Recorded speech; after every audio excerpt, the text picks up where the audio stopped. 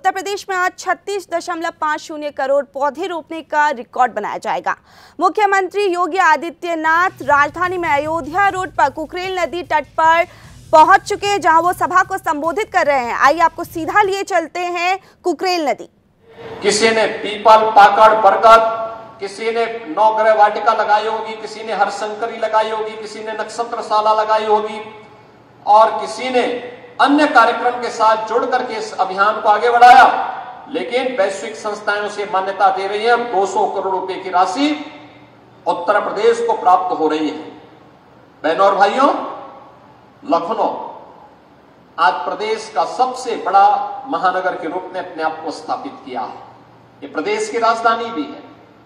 हम लोगों ने कल ही इसको स्टेट कैपिटल रीजन के रूप में डेवलप करके इसके आसपास के क्षेत्र को आर्थिक प्रगति के एक नए मानक के रूप में स्थापित करने के एक बड़े अभियान को हम लोगों ने आगे बढ़ाने की कार्रवाई को भी आगे बढ़ाया। लेकिन याद रखना, विकास हम जितना करेंगे उस विकास का लाभ लंबे समय तक लोगों को तब मिलेगा जब भौतिक विकास के साथ साथ उससे होने वाली पर्यावरणीय क्षति को हम न्यूनतम स्तर तक पहुंचाने में भी सहायक होंगे। बहुत सारे इनिशिएटिव उठाए गए।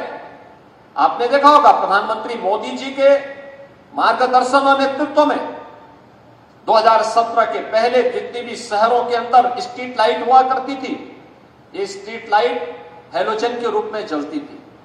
बिजली की भी ज्यादा खपत होती थी और उससे कार्बन उत्सर्जन भी ज्यादा होता था। लेकिन एलईडी स्ट्रीट लाइट के रूप में बदला गया। 16 लाख ऐसी लाइट हमने प्रदेश के अंदर बदली। परिणाम क्या रहा? बिजली की कम खपत, बिजली की बचत और साथ साथ उससे होने वाली धनराशि से जो पैसा बचा है उसी से हम एलईडी स्ट्रीट लाइट लगा दिए। अलग से कोई धनराशि देने की आवश्यकता भी नहीं पड़ी। पर्यावरण को भी बचा लिया, बिजली को भी बचा लिया और साथ साथ हम लोगों ने अच्छी दुधिया लाइट हर सिटी के अंदर देने में हम सफल हो गए। ऐसे छोटे छोटे प्रयोग हो सकते हैं, जैसे प्लास्टिक, सिंगल यूज प्लास्टिक को पूरी तरह बैन करना। ये पर्यावरण के लिए भी और जीव जगत के लिए भी यह एक उत्तम प्रयास हो सकता है और वह भी हम लोगों ने प्रदेश के अंदर किया। और आज यहां पर एक कुकरेल नदी, जो कभी एक नदी हुआ करती थी, आज से 50 साल पहले कुकरेल से एक नदी निकलती हुई गोमती नदी में मिलती थी। लेकिन 84 के बाद इस पूरी नदी को अपने स्वार्थ के लिए भूमाफियाओं ने पाटना प्रारंभ किया और परिणाम क्या हुआ? जो कभी नदी थी वह फिर नाला बन गया और फिर वह उन बस्तियों के ड्रेनेज को उड़ेलने का एक माध्यम बन गया। उसने एक नदी को तो मारा ही मारा, लेकिन साथ साथ गोमती नदी को भी प्रदूषित करने का काम किया। जिस नदी संस्कृति के ऊपर मानवीय सभ्यता बसी हुई है उसको नष्ट कर दिया गया, समाप्त कर दिया गया। गोमती नदी लखनऊ में आकर के कितनी काली हो गई है, किस प्रकार की स्थिति को पहुंच चुकी है। क्या इस पाप से हम कभी वंचित रह पाएंगे जो यहां पर हुआ?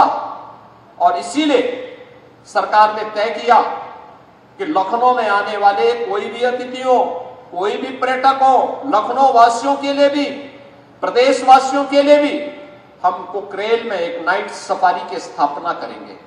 नाइट सफारी यहां पे लोगों के पर्यटन और मनोरंजन के साथ साथ ज्ञानवर्धन का भी एक केंद्र बनेगा।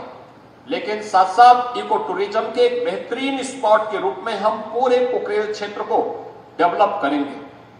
और उसी क्रम में आपने देखा होगा इस क्षेत्र में जो अतिक्रमण था, उस अतिक्रमण को हटा करके जिन लोगों ने यहां पर रजिस्ट्री की थी, उन लोगों को जिनके पास आवास नहीं थे उनको आवास उपलब्ध कराए गए। ऐसे 2100 परिवारों को भी एक एक आवास उपलब्ध करवाने का कार्य एलडीए ने प्रशासन की मदद से यहां पर संपन्न किया। उनको व्यवस्थित पुनर्वास हुआ।